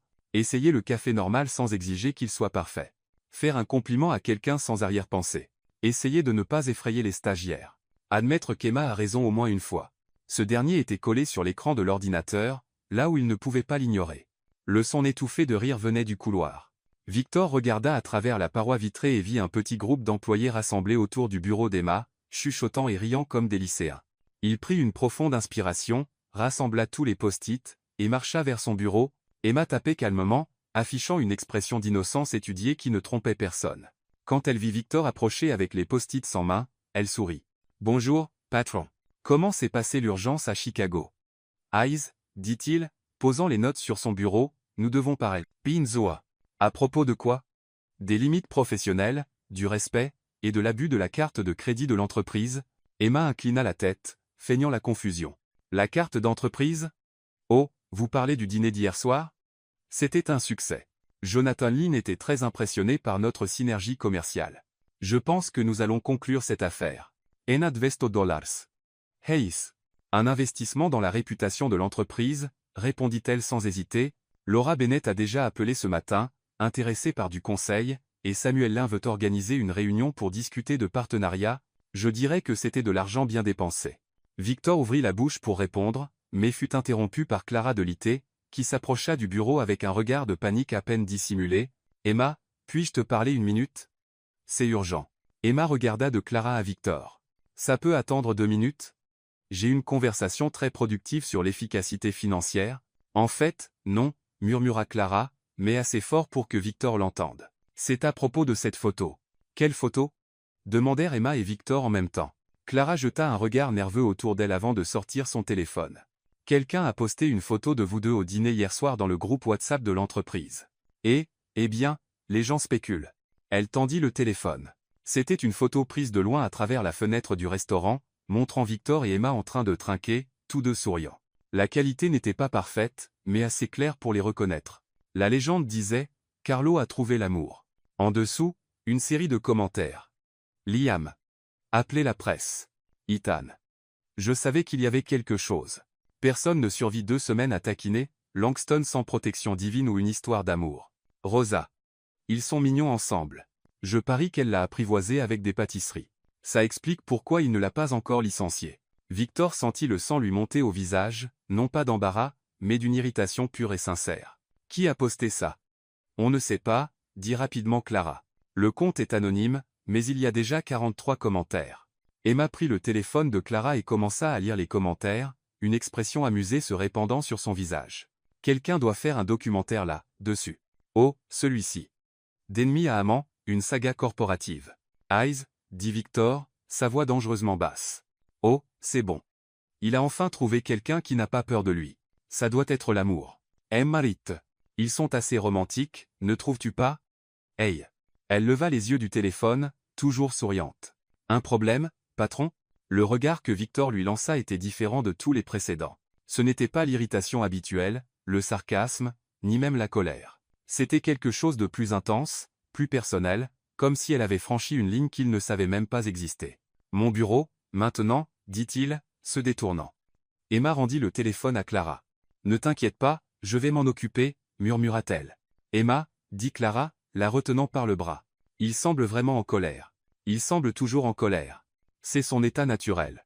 Mais en se dirigeant vers le bureau de Victor, Emma remarqua que les employés se positionnaient discrètement pour avoir une meilleure vue de la pièce aux parois vitrées. Certains faisaient semblant de travailler, mais il était évident qu'ils attendaient tout le prochain épisode du feuilleton corporatif. Victor se tenait derrière son bureau, face à la fenêtre, dos à la porte. Quand Emma entra, il ne se retourna pas tout de suite. « Ferme la porte, dit-il. » Emma obéit, notant que son ton avait changé.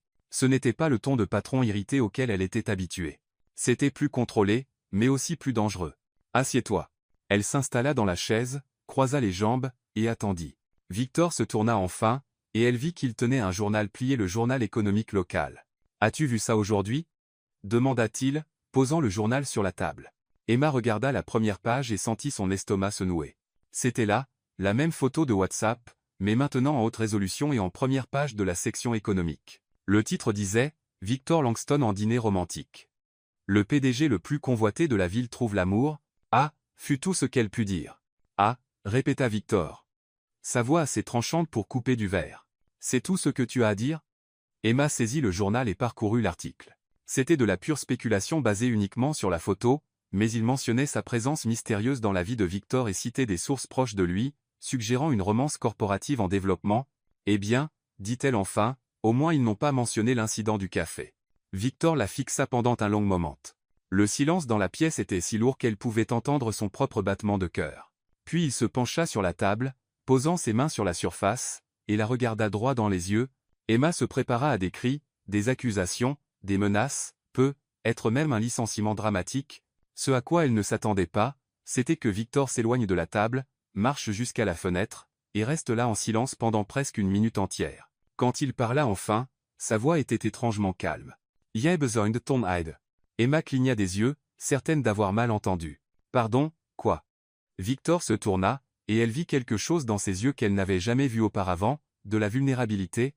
C'était subtil, presque imperceptible, mais c'était là. « J'ai reçu un appel du bureau fédéral d'audit hier soir. C'est pourquoi j'ai quitté le dîner si soudainement. » Il prit une profonde inspiration. Ils enquêtent sur l'entreprise pour suspicion de fraude fiscale. Emma se redressa dans sa chaise. Fraude fiscale ? Quelqu'un a divulgué des informations suggérant que nous avons des comptes fictifs qui évitaient les impôts. Victor revint à la table, mais cette fois, il s'assit sur la chaise à côté d'elle plutôt que derrière le bureau imposant en acajou. C'est un mensonge. Évidemment. Mais une accusation comme celle-là pourrait détruire l'entreprise, même si elle est fausse, termina Emma pour lui. Exactement. L'enquête a commencé hier. J'ai 72 heures pour remettre tous les documents demandés et prouver notre innocence. Emma l'étudia attentivement.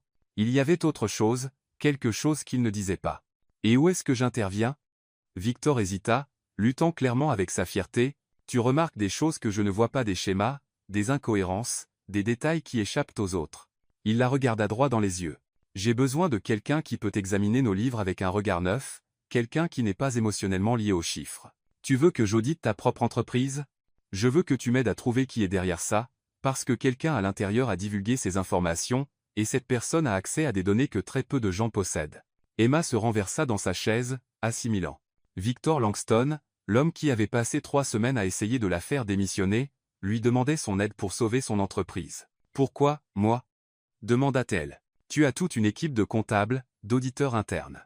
Parce que tu es la seule personne ici dont je suis sûr qu'elle n'est pas impliquée. » Victor passa une main dans ses cheveux. « Et parce que tu es agaçante mais douée pour trouver des problèmes que je préférais ignorer. »« Agaçante mais douée ?»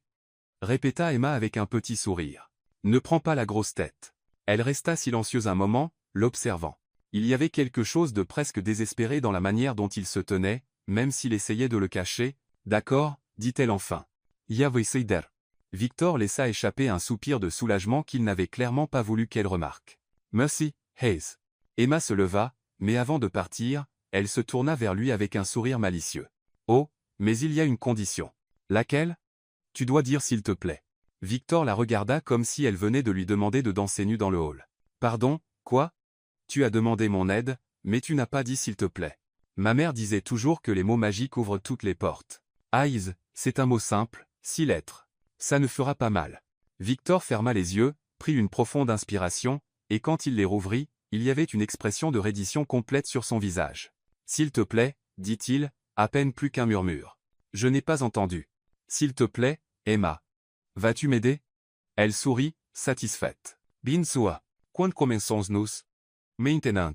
Les 4 heures suivantes furent les plus étranges de la vie professionnelle d'Emma. Elle et Victor travaillèrent côte à côte dans la salle de conférence, entourés de piles de documents, de feuilles de calcul et de rapports financiers. Il avait ordonné que personne ne les dérange, et la porte resta fermée pendant qu'il passait au crible des années de registre comptable. « Regarde ça », dit Emma, pointant une feuille de calcul. Ses paiements mensuels à Thornton et Associés, 20 000 $ par mois, tous les mois pendant les 2 dernières années. Victor se pencha pour mieux voir, et Emma remarqua qu'il sentait bon pas le parfum coûteux qu'elle attendait, mais quelque chose de plus subtil, plus personnel. « Thornton et Associés », murmura-t-il. Jamais entendu parler d'eux. Le service indiqué est consultation stratégique générale. Plutôt vague. Trop vague. Emma continua à feuilleter les documents. Et il y a plus. Ces paiements ont commencé exactement une semaine après que vous avez conclu l'accord avec Lynn Industries. Victor arrêta d'écrire. Jonathan Lynn, le même qu'au dîner hier soir. Emma les regarda. Coïncidence? Je ne crois pas aux coïncidences. Ils travaillèrent en silence pendant une autre heure, et Emma commença à remarquer de petites choses sur Victor qu'elle n'avait pas vues auparavant. Il avait l'habitude de mâcher légèrement le bout de son stylo lorsqu'il était plongé dans ses pensées. Il griffonnait dans les marges des papiers rien d'extraordinaire, juste des lignes et des formes géométriques, et quand il trouvait quelque chose d'intéressant, ses sourcils se rapprochaient d'une manière presque mignonne. « Eyes, dit-il soudain. Pourquoi as-tu accepté de m'aider » Emma arrêta de taper et le regarda. « Honnêtement ? Parce que même si tu es un patron terrible, un tyran corporatif, et que tu as l'empathie d'une pierre, je ne pense pas que tu sois un criminel. » Victor laissa échapper un rire sec. « Merci, je crois. Et parce que, continua-t-elle, si quelqu'un essaie de nuire à l'entreprise, il nuit à tous ceux qui travaillent ici, Rosa, Evan, Clara, Ethan, ils ne méritent pas de perdre leur emploi à cause des manigances de quelqu'un d'autre. » Victor l'observa pendant un long moment. « Tu te soucies vraiment d'eux, n'est-ce pas? » Bien sûr que oui. Ce sont des personnes, pas des chiffres sur une feuille de calcul. Et moi? La question sortit avant qu'il ne puisse l'arrêter. Emma le fixa, surprise par la vulnérabilité dans sa voix. « Que veux-tu dire? » « Rien. Oublie. » Victor se tourna vers les documents, son visage fermé à nouveau. Mais Emma continua à le regarder, voyant pour la première fois non pas le PDG intimidant, mais l'homme derrière le masque. Et pour la première fois, elle se demanda quel genre de personne Victor Langston serait s'il n'était pas toujours en train d'essayer de prouver quelque chose. « Victor, » dit-elle, utilisant son prénom pour la première fois. Il leva les yeux, surpris. « Tu es une personne aussi, et les gens méritent une seconde chance. » Pendant un moment, le silence entre eux fut différent, pas tendu, pas chargé de piques, presque confortable. Puis le téléphone de Victor sonna, brisant le moment. « Langston, » répondit-il. Emma observa son expression passer de neutre à préoccupée, puis à quelque chose proche de la peur. « Ya comprends. Oui, nous y serons. » Il raccrocha et regarda Emma. « C'était mon avocat. Les auditeurs veulent une réunion demain matin. Et ils ont déjà trouvé des irrégularités. » Emma ne savait pas quoi dire. Il était presque minuit quand Emma trouva le dossier caché au fond du tiroir personnel de Victor. Ils avaient décidé de fouiller son bureau pour trouver des indices sur qui pourrait avoir accès aux données confidentielles de l'entreprise. « J'ai trouvé quelque chose, » dit-elle, sortant un dossier jauni étiqueté personnel VL. Victor, qui était à l'autre bout de la pièce à parcourir d'anciens courriels, se retourna.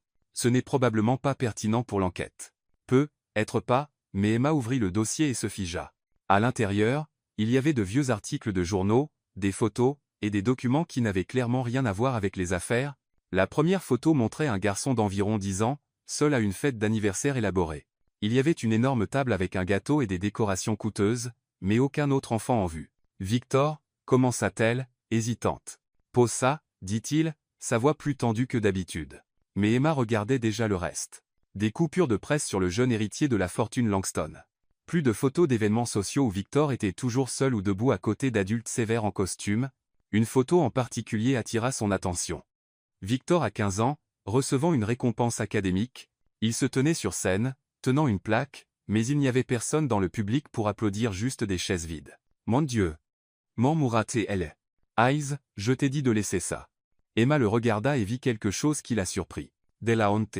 Victor avait honte de ces photos d'une enfance où chaque image criait la solitude. « Tes parents, où étaient-ils ? » Ils travaillaient. Toujours en train de travailler. Victor s'approcha et ferma le dossier. Mon père pensait que les enfants n'avaient pas besoin d'attention, seulement de structure. Ma mère était d'accord. Et les amis? C'est difficile de se faire des amis quand on est scolarisé à domicile avec des tuteurs privés et qu'on ne sort que pour des événements où on est le seul enfant. Emma sentit son corps se serrer. Soudain, son arrogance, la manière dont il avait du mal à se connecter avec le personnel, tout commençait à avoir du sens. Victor, non, il la coupa. Je ne veux pas de ta pitié. J'avais tout ce que l'argent pouvait acheter, sauf les choses que l'argent ne peut pas acheter. Ils restèrent silencieux un moment, le poids de la vérité suspendu dans l'air entre eux. Emma prit une profonde inspiration. Elle devait briser la tension avant que Victor ne se referme complètement. « Eh bien, dit-elle avec un ton délibérément plus léger, au moins maintenant je comprends pourquoi tu es si terrible en petite conversation. » Victor la regarda, surpris par le changement de ton. « Pardon? Tu n'as jamais eu d'entraînement. Les enfants apprennent à socialiser en jouant, en se faisant des amis, en se battant sur le terrain de jeu. Toi, tu as sauté tout ça et tu es passé directement aux réunions d'affaires avec des adultes sérieux. » Malgré lui, Victor lui adressa un petit sourire. « Tu es en train de psychanalyser mon enfance maintenant? J'explique pourquoi tu es socialement traumatisé. » Emma s'assit sur le bord de la table. « Mais ne t'inquiète pas, il y a un remède. »« Vraiment? Pinsua. Tu as juste besoin de pratique. Et il se trouve que j'ai une idée qui peut faire d'une pierre deux coups. » Victor fronça les sourcils. « Quelle idée? » Emma prit l'un des documents qu'ils avaient trouvés sur Thornton et Associés. « J'ai découvert qu'ils organisent un événement caritatif samedi, une vente aux enchères d'art, le genre de choses où les gens riches vont pour se montrer et établir des connexions. Et nous y allons, dit Emma, ignorant son interruption. Victor resta silencieux quelques secondes. En couple, répéta-t-il lentement. Exactement. Tu as besoin d'apprendre à te comporter socialement, et j'ai besoin d'entrer dans cet événement pour découvrir qui est derrière Thornton et Associés. C'est parfait. Emma, c'est ridicule. Pourquoi? Tu ne peux pas prétendre m'aimer pendant quelques heures? Victor la fixa, et Emma remarqua quelque chose d'étrange dans son expression. Ce n'était pas de l'irritation ou du sarcasme. C'était de l'incertitude. Ce n'est pas ça, dit-il enfin. Alors quel est le problème? Victor hésita, passant une main dans ses cheveux. Je ne suis pas doué pour ce genre de choses, les événements sociaux, les petites conversations, faire semblant d'être normal. Emma ressentit une pointe de tendresse pour l'homme vulnérable qui transparaissait derrière l'image intimidante du PDG. Détends-toi, dit-elle avec un sourire encourageant. Ce n'est que du jeu. Et regarde le bon côté, je suis excellente pour prétendre ne pas t'aimer. J'ai eu 3 semaines de pratique. Victor laissa échapper un rire sincère. Et Emma réalisa que c'était la première fois qu'elle l'entendait vraiment rire. C'est censé me rassurer? Absolument. Si je peux prétendre ne pas te trouver agaçant, tu peux prétendre me tolérer. Et si quelqu'un nous reconnaît après cette photo dans le journal, encore mieux. Tout le monde pensera que nous sommes à un rendez-vous parfaitement normal. Personne ne suspectera que nous enquêtons. Victor se tut, réfléchissant clairement. « Es-tu sûr que ça va marcher, Emma ?» Elle se leva et s'approcha de lui. « Me fais-tu confiance? » C'est une question dangereuse. C'est une question simple. Il la regarda pendant un long moment. « Étrangement, oui, je te fais confiance. Alors fais confiance à ça aussi. Nous irons à l'événement, découvrirons qui essaie de détruire ton entreprise, et sauverons les emplois de tout le monde. Et si nous échouons, Emma sourit, eh bien, au moins tu auras appris à être sociable. Gagnant. Victor secoua la tête, mais il souriait. Tu es complètement folle. Et tu es socialement traumatisé. Nous formons l'équipe parfaite. D'accord, dit-il enfin. Mais si ça tourne mal? Ça ne tournera pas mal. Emma attrapa son sac, et se dirigea vers la porte. J'ai juste besoin de savoir une chose. Quoi? Sais-tu danser? Victor pâlit. Pourquoi? Parce que ces événements ont toujours de la danse, et les couples amoureux dansent. Emma, ne t'inquiète pas, dit-elle, déjà en train de sortir. Si tu as survécu à une enfance solitaire et que tu es devenu un PDG à succès, tu peux apprendre quelques pas de valse. Elle s'arrêta à la porte et se retourna une dernière fois. Et Victor, dit-elle doucement, pour ce que ça vaut, ce n'était pas toi le problème. Ce sont tes parents qui ont manqué de connaître un fils incroyable. Sur ce, elle partit, laissant Victor seul avec ses pensées et une étrange sensation dans la poitrine qu'il ne pouvait pas tout à fait identifier. Le lendemain matin, Emma arriva au bureau avec une mission claire pour pratiquer son rôle de petite amie amoureuse pour l'événement de ce soir-là. Ce qu'elle n'avait pas prévu, c'était à quel point il serait amusant de taquiner Victor dans le processus. « Bonjour, chérie, dit-elle, posant une tasse de café sur son bureau avec un sourire exagérément doux. Victor faillit s'étouffer avec l'eau qu'il buvait. « Eyes, qu'est-ce que tu fais? » Je répète. Si nous devons prétendre être un couple ce soir, j'ai besoin de m'habituer au rôle. Elle se pencha sur le bureau, prétendant ranger des papiers, et murmura, « Mon cœur, tu dois te détendre davantage. Tu es bien trop tendu. » Victor jeta un coup d'œil nerveux autour de lui. Plusieurs employés avaient arrêté de travailler pour regarder la scène. « Emma, Chot. » Elle mit un doigt sur ses lèvres. « Laisse-moi prendre soin de toi aujourd'hui.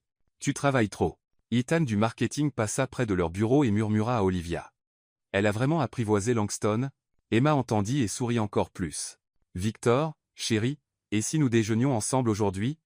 Je connais un endroit romantique. »« Mon bureau, maintenant, » dit Victor entre ses dents. « Pinsua, mon amour. » Emma fit un clin d'œil à Clara, qui la regardait bouche bée. Dès que la porte se referma, Victor se tourna vers elle. « Qu'est-ce que tu crois faire? Répéter? Tu as dit que tu n'étais pas doué pour ce genre de choses, alors je t'aide à te sentir à l'aise. M'appeler mon amour devant tout le monde? Ça marche, non ?» Emma s'assit et croisa les jambes. « Regarde la réaction du personnel. Ils pensent que tu es humanisé. » Victor marqua une pause. « Humanisé? Oui. Avant, tu étais le patron effrayant. Maintenant, tu es le patron effrayant avec une petite amie qui t'appelle chérie. C'est moins intimidant. » Avant que Victor ne puisse répondre, son ancienne secrétaire, Rachel, frappa à la porte. « Monsieur Langston, les auditeurs sont en ligne. » Victor prit l'appel, et Emma observa son expression devenir de plus en plus sombre. « Yeah voice.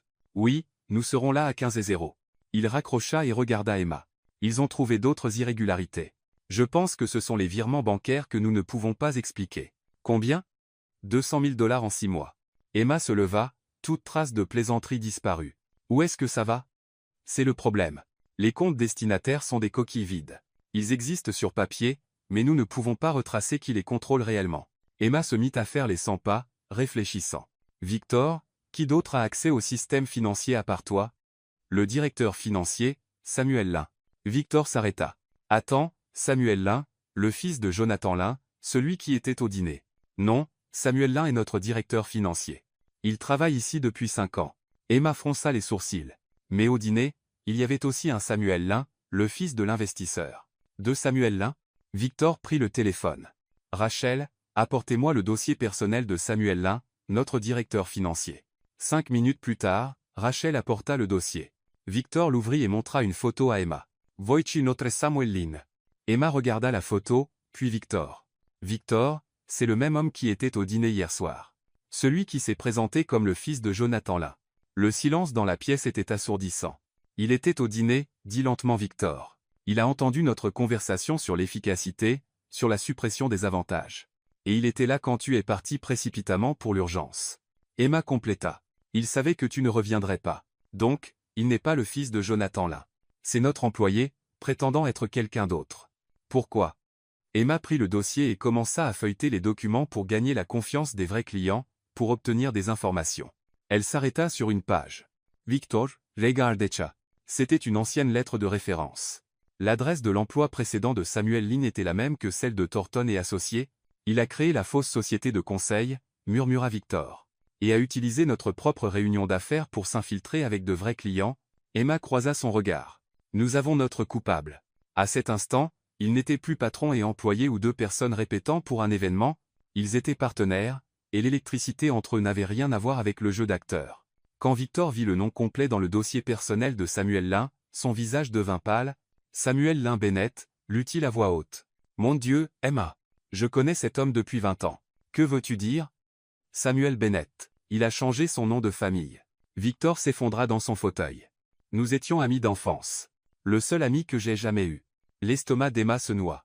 Elle avait vu les photos de l'enfance solitaire de Victor la veille. « Victor, il est arrivé ici il y a 5 ans, s'est présenté comme Samuel Lin, a dit qu'il venait de Californie. Je ne l'ai même pas reconnu. Il avait l'air différent, plus mince, cheveux foncés. » Victor se frotta le visage avec les 2 mains. « Comment ai-je pu être aussi aveugle? » « Il t'a trahi, » dit doucement Emma. « Il a utilisé ton amitié, ta confiance. La seule vraie amitié que j'ai jamais eue. » Emma vit la douleur dans ses yeux et ressentit une vague de colère envers l'homme qui avait blessé Victor ainsi. « Nous allons démasquer ce rat, » dit-elle fermement. « J'ai une idée. » 1 heure plus tard, ils avaient mis en place le piège parfait. Emma créerait un faux contrat d'investissement, soi-disant confidentiel, avec des chiffres suffisamment alléchants pour inciter Samuel à divulguer l'information à ses partenaires. Il laisserait le document stratégiquement accessible et attendrait. Le FBI surveillera ses communications, expliqua Victor. S'il mord à l'hameçon, son téléphone sonna, l'interrompant. Victor regarda l'écran et fronça les sourcils. Hôpital général de New York, répondit-il rapidement. Allô? Emma observa son expression, passer de la confusion à la panique. Quoi? Quant? Victor s'éleva. Oui, je serai là. Je serai là dans 1 heure. Il raccrocha, les mains tremblantes. Mon père. Crise cardiaque. Il est en soins intensifs. Emma se leva immédiatement. Va, maintenant. Mais le plan, le piège si nous ne sommes pas là pour surveiller Victor. Emma s'approcha et, sans réfléchir, prit ses mains dans les siennes. Va. Je m'occupe du reste. Son contact était doux, chaleureux, et Victor sentit quelque chose remuer dans sa poitrine, quelque chose qui n'avait rien à voir avec la situation de son père ou l'entreprise. C'était quelque chose qu'il essayait d'ignorer depuis des semaines, mais maintenant, avec les mains d'Emma dans les siennes, c'était impossible à nier. Emma, je ne peux pas te laisser gérer ça seule. Si, tu peux. Elle est Sarah ses mains. Fais-moi confiance. Victor plongea dans ses yeux et y vit de la détermination, de la force, et quelque chose d'autre qui fit battre son cœur plus vite. Si quelque chose tourne mal. Ça n'arrivera pas. Va voir ton père. Il hésita un instant, puis pressa un rapide baiser sur son front, un geste spontané qui les surprit tous les deux. Merci, murmura-t-il, avant de sortir en courant. Emma resta là un moment, sa main touchant l'endroit où ses lèvres s'étaient posées, puis se reconcentra sur la mission. Les 6 heures suivantes furent les plus longues de sa vie. Elle surveilla Samuel, plaça le document, coordonna avec le FBI, et attendit. À 19h, Samuel avait mordu à l'hameçon exactement comme prévu. Lorsque les agents l'arrêtèrent, Emma était cachée dans la salle de conférence, observant à travers la vitre. Samuel cria au sujet de malentendus et de conspirations, mais les preuves étaient indéniables. Victor revint au bureau à 22h ce soir-là, épuisé mais soulagé. Son père était stable. Comment ça s'est passé? Demanda-t-il, trouvant Emma encore dans la salle de conférence, entourée de documents. Mission accomplie. Dit-elle simplement. Victor regarda par la fenêtre et vit les dernières voitures de police partir. Tu as réussi toute seule. Le plan était le tien. Je l'ai juste exécuté. Emma. Victor s'approcha. Tu as sauvé mon entreprise. Tu as sauvé les emplois de tout le monde. Tu m'as sauvé. Elle sourit, fatiguée mais satisfaite. C'était mon travail. Non, dit-il avec un sérieux qui la fit croiser son regard. C'était bien plus que ça. 3 jours après l'arrestation de Samuel Lin, Langston Enterprise était revenu à la normale ou du moins à ce qui passait pour normal dans une entreprise où la secrétaire était devenue une héroïne locale et où le PDG avait pris l'habitude inhabituelle de sourire aux employés. Emma organisait les derniers dossiers de l'enquête lorsque Rachel annonça par l'interphone. Monsieur Langston, Michael Brooks est là pour votre réunion de 14h. Emma leva les yeux, curieuse. Elle ne se souvenait pas d'un Michael Brooks dans l'agenda de Victor. Quelques minutes plus tard, un jeune homme, probablement dans la trentaine, entra dans le bureau avec Victor. Il était grand, bien habillé, avec un sourire confiant et naturel, pas comme les sourires forcés des cadres auxquels Emma était habituée. Emma, dit Victor, son ton légèrement tendu, voici Michael Brooks de Brooks Investment Group. Michael, voici Emma Hayes. Il marqua une pause d'une fraction de seconde directrice du développement stratégique. Michael s'approcha à son boulot. La m'entendez? Mademoiselle Hayes, c'est un plaisir de vous rencontrer. J'ai lu sur votre travail pour résoudre l'affaire Samuel Lin. Très impressionnant.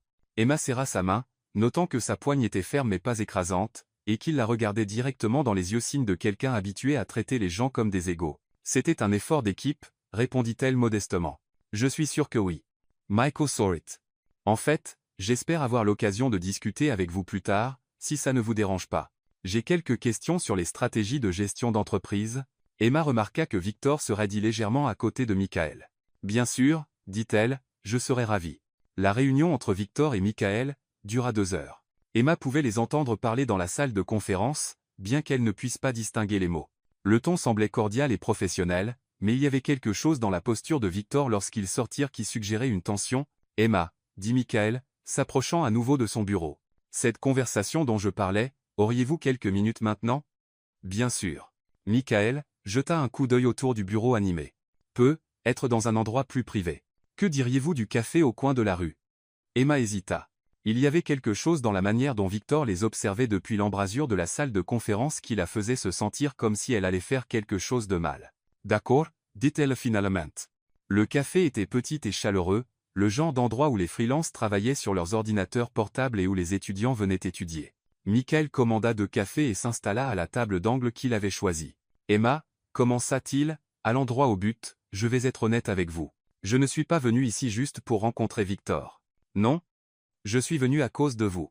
Michael se pencha légèrement en avant. J'ai des contacts dans le monde des affaires, et votre nom revient souvent. Ce que vous avez fait chez Langston Enterprise, pas seulement l'enquête, mais la manière dont vous avez transformé la culture de l'entreprise est exactement le type de leadership que je recherche. Emma cligna des yeux, surprise. Leadership? Je veux vous offrir un poste de directrice exécutive dans l'une de mes entreprises, Brooks Tech, spécifiquement. Michael sortit une carte de sa poche. Salaire de départ de 300 000 $, prime de performance, liberté créative totale pour mettre en œuvre vos propres stratégies de gestion. Emma resta silencieuse, assimilant l'offre. 300 000 $ représentaient presque 10 fois ce qu'elle gagnait maintenant. Michael, je sais très généreux, mais vous n'avez pas à répondre tout de suite, dit-il rapidement. Réfléchissez-y. Vous avez un vrai talent, Emma. Vous ne devriez pas le gaspiller en étant la secrétaire de quelqu'un. Quand il revint au bureau 1 heure plus tard, Emma remarqua immédiatement Victor debout près de la fenêtre de son bureau, observant l'entrée.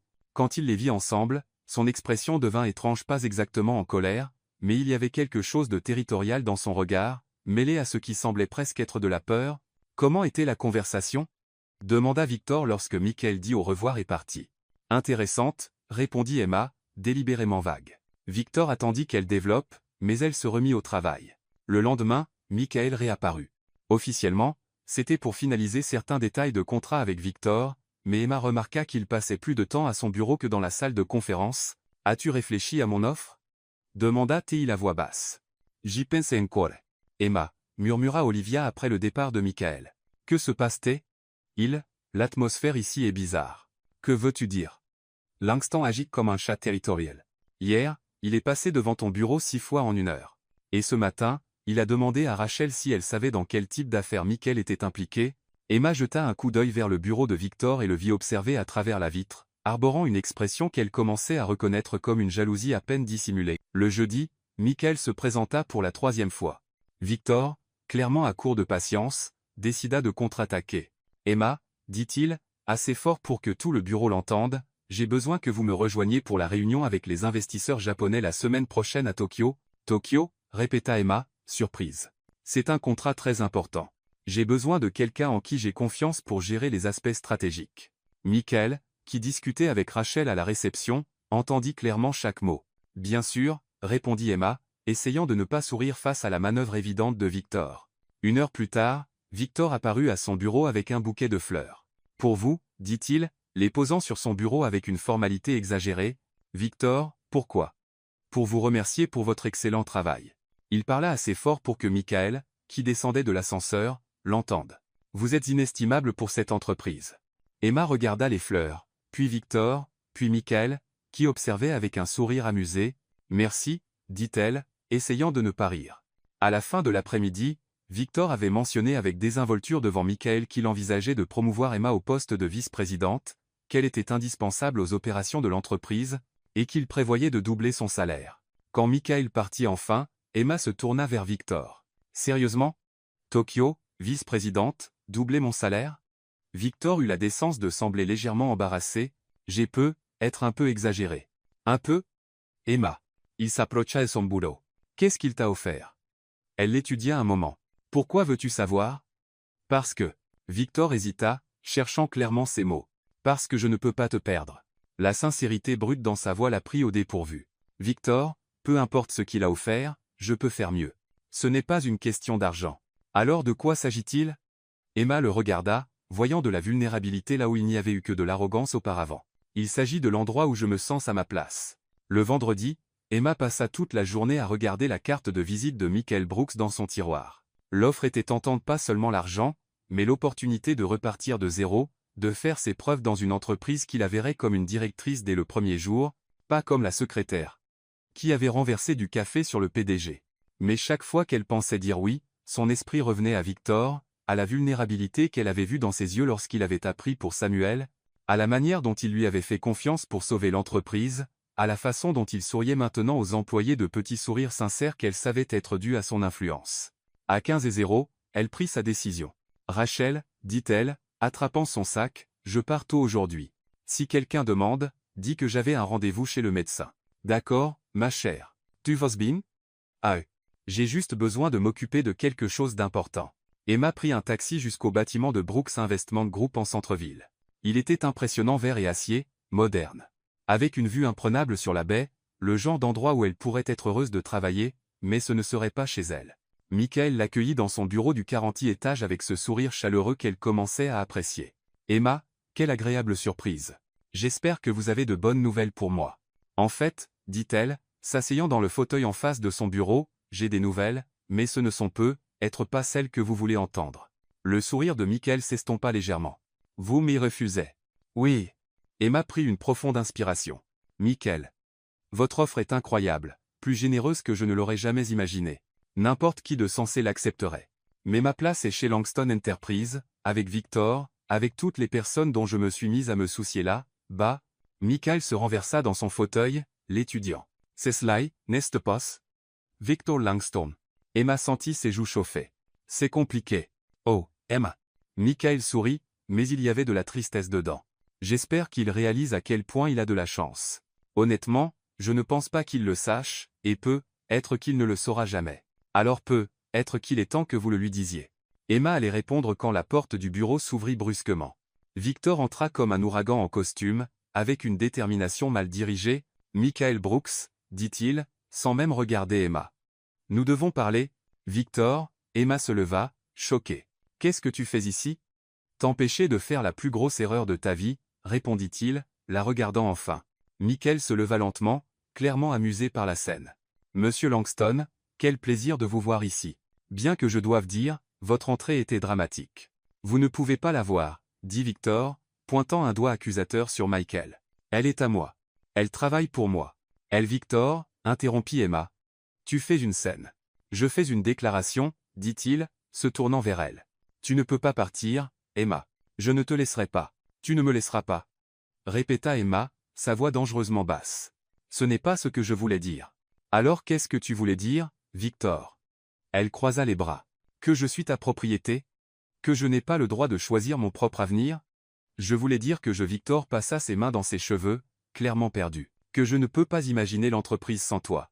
Que je ne peux pas imaginer ma vie sans toi. » Le silence qui suivit fut brisé seulement par le son de la respiration lourde de Victor.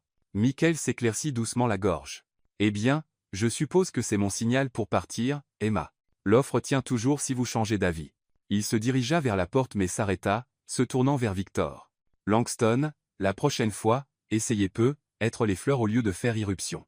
Ça marche mieux. » Quand Michael partit, Emma et Victor étaient seuls dans le bureau élégant, se regardant l'un l'autre. « Je suis venu ici pour le refuser, » dit enfin Emma. Victor cligna des yeux. « Vraiment? »« Oui. J'ai passé toute la journée à y réfléchir, et j'ai réalisé que ma place est chez Langston Enterprise avec Rosa, Evan, Clara, et Ethan. »« Avec moi? Avec toi? »« Oui, idiot. Avec toi. » Emma secoua la tête. « Mais ensuite, tu débarques ici comme un taureau dans un magasin de porcelaine, supposant que j'allais accepter le boulot, faisant une scène complètement inutile. Emma, Yenon. Il les attrape à son sac. Je rentre chez moi. Quand tu décideras d'agir comme un adulte civilisé au lieu d'un PDG possessif, appelle-moi. » Et sur ce, elle sortit du bureau, laissant Victor seul avec sa honte et la prise de conscience croissante qu'il venait de tout gâcher. 2 heures plus tard, Victor se tenait devant la porte de l'appartement d'Emma. Il avait abandonné le costume et portait seulement un jean et une chemise décontractée, des vêtements qu'Emma ne l'avait jamais vu porter auparavant. Cela le faisait paraître plus jeune, plus humain. Quand Emma ouvrit la porte, il ne dit rien au début. Il se contenta de la regarder. « Je veux que tu reviennes, dit-il enfin. Mais pas comme ma secrétaire. » Emma croisa les bras, encore contrariée. « Comme quoi, alors? » « Comme ma partenaire dans l'entreprise et dans la vie. Victor, seulement si tu promets de ne plus jamais porter ce costume noir de méchant Disney, dit-elle, essayant de ne pas sourire. Et plus de scènes dramatiques dans les bureaux des autres. Victor laissa échapper un petit rire. « Je promets. Pas de costume de méchant, pas de scène dramatique. Et tu dois apprendre à parler de tes sentiments sans avoir l'air de négocier un contrat. Ça pourrait prendre du temps. Je suis patiente. » Victor s'approcha, tendant la main. « Alors, partenaire ?» Emma regarda sa main, puis son visage. « Partenaire ?» corrigea-t-elle, plaçant sa main dans la sienne. Victor la tira doucement plus près, et pour la première fois depuis leur rencontre, il l'embrassa. Ce n'était pas dramatique ou désespéré. C'était doux, hésitant, plein de promesses non dites. Quand ils se séparèrent, Emma sourit. C'était bien mieux que n'importe quelle scène dramatique. « Bien, » dit Victor, lui rendant son sourire. « Parce que je prévois de le faire beaucoup plus souvent. » 6 mois plus tard, Langston Enterprise était méconnaissable. Pas physiquement, le bâtiment était le même, les bureaux étaient les mêmes, même les plantes artificielles étaient toujours aux mêmes endroits. Mais il y avait quelque chose de complètement différent dans l'air. Le son de rire sincère résonnant dans les couloirs. Emma, maintenant officiellement directrice des projets spéciaux, était dans son nouveau bureau, toujours au même étage que Victor, mais maintenant avec son propre bureau, une fenêtre donnant sur la ville, et une plaque sur la porte qu'elle avait insisté pour choisir elle-même. Il y était simplement écrit « Emma Hayes, directrice des projets et spécialiste des cafés renversés ». Victor avait résisté à la partie sur le café, mais Emma avait été ferme. « C'est une partie de notre histoire », avait-elle argumenté. De plus, ça me rappelle chaque jour comment nous en sommes arrivés là. Ce mardi matin, Emma examinait des propositions pour son nouveau projet, le programme de bien-être des employés de Langston Enterprise. C'était une initiative ambitieuse qui incluait la restauration complète des avantages supprimés, ainsi que de nouveaux programmes comme des horaires flexibles, une garderie sur place pour les employés avec de jeunes enfants, et un programme de mentorat jumelant le personnel senior avec les nouvelles recrues. « Comment ça va ici ?» Victor apparut dans l'embrasure de la porte, portant 2 tasses de café. « Bien mieux maintenant que tu as apporté un pot de vin, » dit Emma avec un sourire, prenant une des tasses. « J'ai appris des meilleurs. » Victor avait beaucoup changé ces derniers mois. Le costume noir intimidant avait été remplacé par des tenues plus décontractées gris, bleu marine, parfois même sans cravate. Plus important encore, son expression sérieuse permanente avait été remplacée par quelque chose de beaucoup plus proche d'un bonheur sincère. « La femme de ménage m'a arrêté dans le couloir, » dit-il, s'asseyant en face du bureau d'Emma. Elle voulait me remercier personnellement pour avoir rétabli le plan de santé. Elle a dit qu'elle peut enfin avoir cette opération de la cataracte qu'elle repoussait. Et Evan, il a eu la promotion hier. Il est tellement nerveux qu'il peut à peine parler. Mais Olivia dit qu'il n'a pas arrêté de sourire depuis qu'il l'a appris. Emma sourit, ressentant cette chaude sensation de satisfaction qu'elle éprouvait toujours en voyant l'impact positif de leur changement. « Tu sais, » dit Victor, prenant une gorgée de café, « parfois, je n'arrive toujours pas à croire que tout ça a commencé avec toi renversant du café sur moi. Techniquement, je n'ai pas renversé de café sur toi. J'ai volé avec du café vers toi. C'était le destin. » « Le destin, hein ? Le destin. L'univers savait que tu avais besoin de quelqu'un pour perturber ta vie parfaitement ordonnée. » Victor rit un son, dont Emma ne se lassait jamais d'entendre. « Ma vie n'était pas parfaitement ordonnée. Elle était vide. » L'honnêteté dans sa voix la surprenait encore parfois. Le Victor qu'elle avait rencontré il y a 6 mois n'aurait jamais admis quelque chose d'aussi vulnérable. « Et maintenant, » continua-t-il, « maintenant, c'est chaotique, imprévisible, plein d'employés bien trop heureux et de réunions où les gens disent vraiment ce qu'ils pensent. » Il marqua une pause, la regardant droit dans les yeux. « C'est parfait. » Avant qu'Emma ne puisse répondre, Clara de Litty apparut dans l'embrasure de la porte. « Désolé d'interrompre, mais Emma, les gens du 3e étage veulent savoir s'ils peuvent aller de l'avant avec cette idée de salle de repos avec un jeu vidéo. »« Approuvé, » répondit Emma sans hésiter. « Mais pas de jeu violent. On veut de la détente, pas de l'adrénaline. »« Parfait, » Clara dansa presque en quittant la pièce. « Des jeux vidéo au bureau ?» Victor haussa un sourcil. Des études montrent que les pauses récréatives peuvent augmenter la productivité jusqu'à 30%, répondit Emma avec sa meilleure voix de professeur. De plus, c'était l'idée d'Evan, et après tout ce que ce pauvre garçon a traversé avec des agrafeuses défectueuses, il mérite une Xbox. Tu vas transformer cet endroit en lycée. Je vais transformer cet endroit en un lieu où les gens veulent travailler. Il y a une différence. Victor se leva et marcha jusqu'à la fenêtre. Es-tu sûr de ne pas vouloir ce poste avec Michael Brooks? C'est toujours une meilleure offre. Financièrement. Emma l'observa un moment. C'était une question qu'il posait au moins une fois par semaine, toujours avec le même ton légèrement incertain. Victor Langston, dit-elle, se levant et s'approchant de lui. Combien de fois dois-je t'expliquer que je ne veux être nulle part ailleurs? Encore quelques fois, juste pour être sûr. D'accord. Je ne veux pas du job de Michael parce qu'ici, j'ai Rosa qui m'apporte des pâtisseries faites maison tous les vendredis, parce qu'Evan vient me voir avec des problèmes d'agrafeuse, parce que Clara m'envoie des mèmes pendant les réunions ennuyeuses. Elle s'approcha. Et parce qu'ici, je t'ai, toi, même si tu es un ancien patron terrible et un petit ami médiocre actuel. Surtout à cause de ça. Quelqu'un doit continuer à te civiliser.